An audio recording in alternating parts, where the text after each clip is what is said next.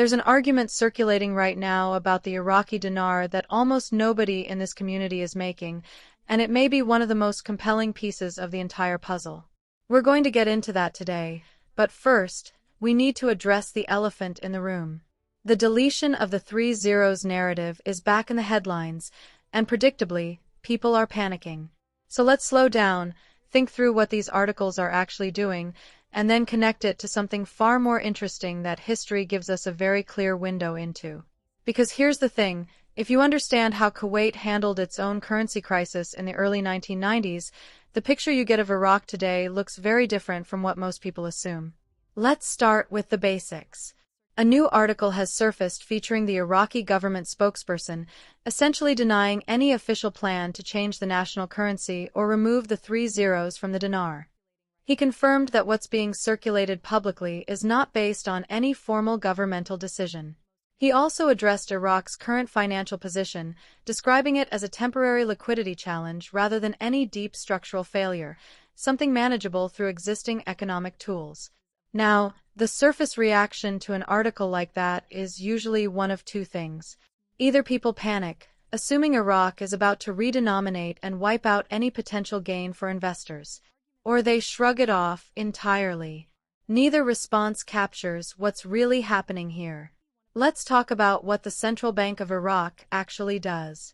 This institution does not telegraph its intentions. It never has. No central bank on earth is going to publicly announce a currency revaluation in advance. That would be economic self-destruction. You simply cannot pre-announce an exchange rate adjustment without causing immediate capital flight, black market explosions, and international speculative attacks on your currency. So when people read these denial articles and treat them as the final word on Iraq's monetary direction, they're misreading the purpose of these statements entirely. What these articles are doing is educating the domestic population.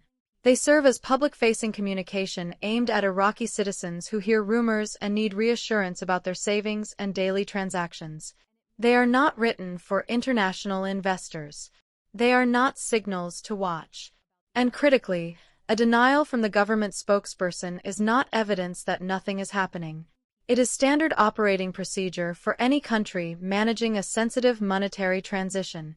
Kuwait is the clearest example of exactly this pattern, and it played out with striking similarity. In the early 1990s, following Iraq's invasion, Kuwait went through an extraordinary currency situation. Before the reinstatement of the Kuwaiti dinar's full value, Kuwaiti authorities were not making public announcements about the coming restoration. They were managing expectations, controlling information, and handling the process internally. What came next caught many people completely off guard, including those who thought they had profited from the chaos. Here's the part that tends to get left out of most dinar conversations. Kuwait invalidated massive quantities of stolen currency. During the occupation, enormous amounts of Kuwaiti dinar had been looted, taken from the central bank, from businesses, from the population. When the reinstatement came, the Kuwaiti government refused reimbursement for specific serial number ranges tied to those thefts. Holders of those notes discovered very quickly that their currency was worth nothing. It was null and void. The exchange window closed on them permanently. Now sit with that for a moment, because the implications for Iraq are significant. Over the past 2+ decades, Iraq has experienced extraordinary levels of currency theft and smuggling. This is not speculation. It is documented. Just recently, a deputy oil minister was found in possession of 30 billion Iraqi dinar. That's the equivalent of roughly $30 million in stolen notes. One individual. And that's just one case that surfaced publicly. The scale of currency that has left Iraq through corruption, smuggling, and outright theft over 23 years likely dwarfs that figure by orders of magnitude. Here's the argument that almost nobody in this community is making. The volume of Iraqi dinar that has been stolen or smuggled out of the country over 2 decades may actually exceed the total amount currently held by international investors. Think about what that means for the money supply argument. The most common objection to a meaningful Iraqi dinar revaluation has always been the sheer size of the money supply, the idea that there are simply too many dinar in existence for the rate to move significantly. But what if a substantial portion of that supply is concentrated in the hands of people who stole it? And what if Iraq, following Kuwait's precedent, implements a mechanism that renders a significant chunk of that stolen currency invalid? The tools available to Iraq to accomplish this are not theoretical. They are practical and increasingly within reach. Iraq can issue a new currency series. It can establish a defined exchange window. Historically, these run anywhere from 90 to 120 days for countries that have undergone similar transitions. Within that window, new notes replace old ones. Both exist simultaneously for a period, and then the older series is phased out permanently. More importantly, Iraq can track serial numbers. It can require bank verification for large transactions. It can mandate that exchanges happen through official banking channels, creating a paper trail for every note redeemed. It can set proof of ownership requirements for significant holdings. And this is where Iraq's digital banking push becomes not just relevant but potentially essential to the entire process. The transition toward a digital financial infrastructure in Iraq is not just about modernization for its own sake. A digital system creates a transaction trail. It makes smuggling far harder to conceal.